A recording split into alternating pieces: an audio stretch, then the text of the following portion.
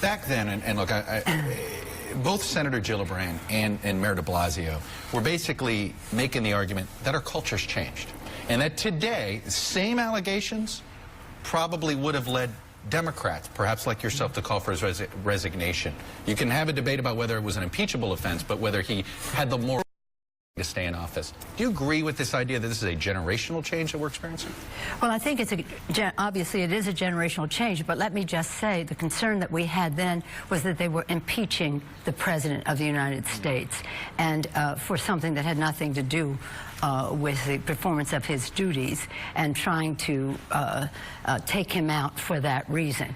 But let's go forward. Let's go forward. I think that something incredible wonderful is happening now. Very credible. It's 100 years, almost 100 years since women got the right to vote. Here we are, almost 100 years later, and something very transformative is happening. That is, women are saying, zero tolerance, no more, and we're going to speak out on it. And this is so wholesome, so refreshing, so different. Why do you think the reaction was different by women on Bill Clinton? And I say that because it does seem as if, frankly, when you watch some of the reactions by the president in defending Roy Moore, or at least overlooking the allegations against Roy Moore, that were you putting politics ahead of your personal disgust? No, but we're talking about a child molester. We're talking about a child molester. But President Clinton was accused of being a sexual predator.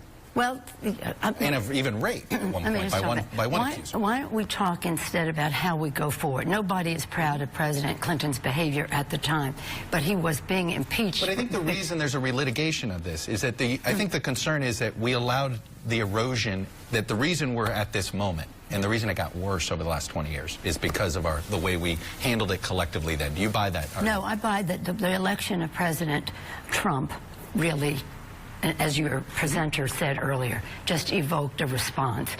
So many women, and this is really important, I think, to note, because I've heard from so many women in the last few months. In fact, I heard around the time of the so many women who've had a bad experience, and now they're saying, I had a bad experience, and now a person who possibly engaged in that activity is the President of the United States.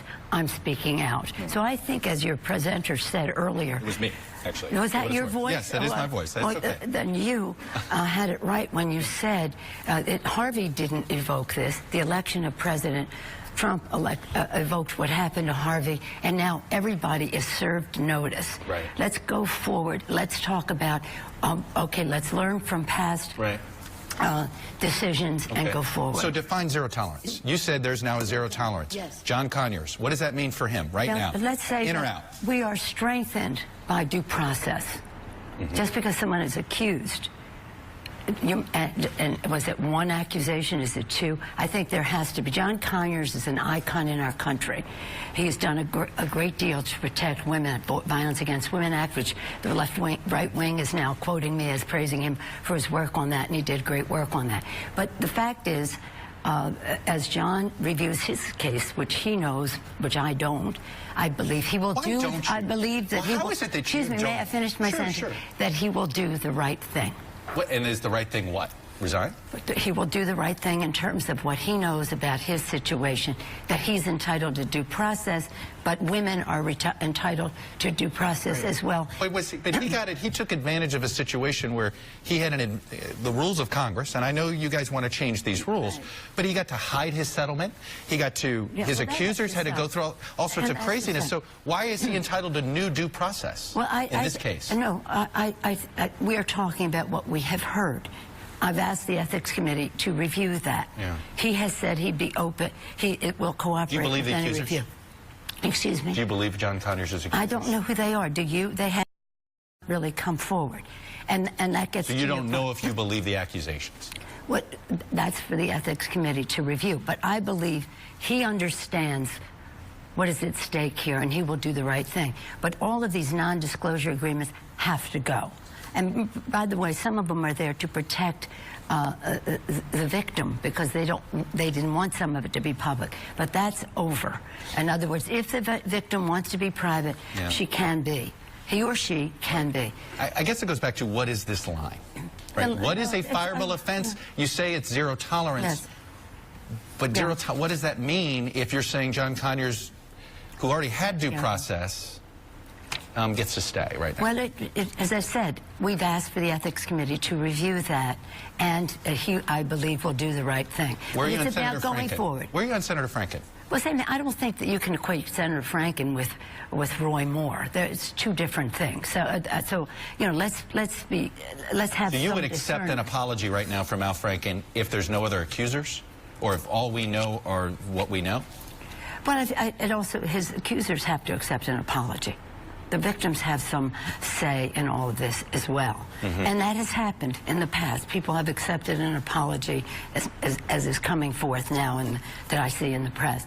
But we didn't know because there was a non-disclosure agreement to protect the victims. Sometimes they didn't want to be public. Sometimes they did. So now they will have their choice. But this is about going forward. And when we go forward, we will address all of that. But we also have to address it for every workplace in the country, not just in the Congress of the United States. And that's very important. And that a good deal of that would be done by the Judiciary Committee. And I know that John would take that into consideration. Shouldn't he? You have one member, Gregory Meeks, has already called for him to be withdrawn as ranking member. No. Isn't that in your power?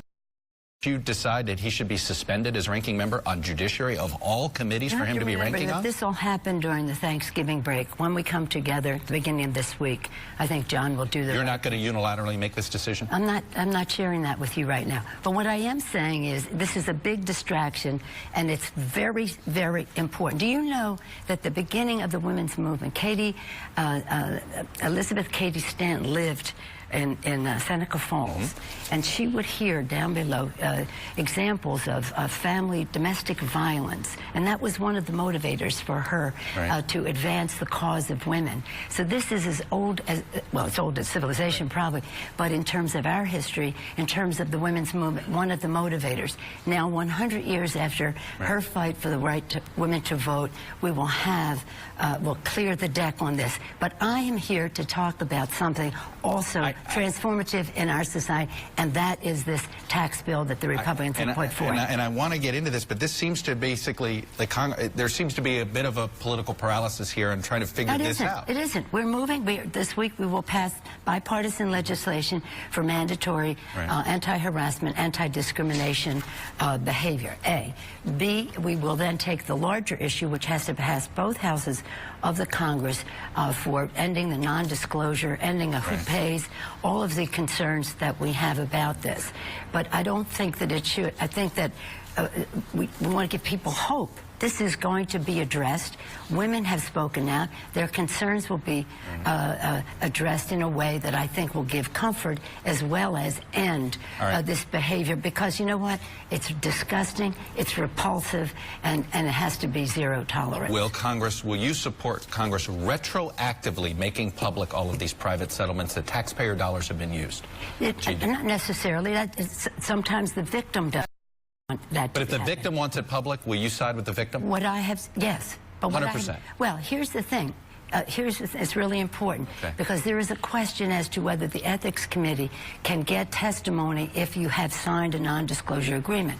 We're saying we think the Ethics Committee can, but if you don't agree, we'll pass a law that says the Ethics Committee can. A resolution in Congress that this committee can. But there is no... I don't want anybody thinking there's any challenge here to our changing the law and see how people, when we know more about the individual cases as well. Because you know what our biggest strength is? Due process that protects the rights of the victim so that whatever the outcome is, everybody knows that there was due process. Leader Pelosi, unfortunately for time, I got to end it there. I appreciate you coming on. You mean we're not even going to talk about taxes? See, you have fallen into the place where they are doing something that's going to increase the debt enormously. It's going to be a job killer, and it's going to raise taxes on the middle class.